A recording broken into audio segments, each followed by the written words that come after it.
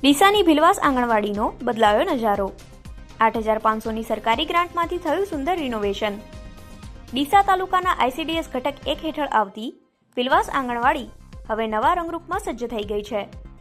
ગુજરાત સરકાર દ્વારા આંગણવાડીઓને સુધારવા માટે આપેલી 8,500ની વિશેષ ગ્રાન્ટમાંથી અહીં રિનોવેશનનું કામ પૂરું કરવામાં આવ્યું છે, જેનાથી બાળકો માટે ભણવાનું વાતાવરણ વધુ આનંદદાયક બન્યું છે।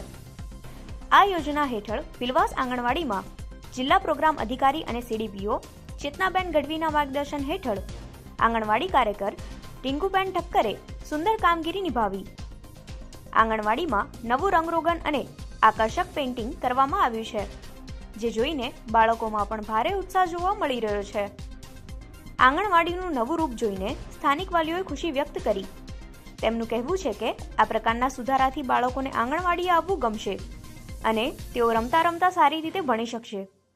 અધિકારીઓએ પણ આ કામગીરીની પ્રશંસા કરી।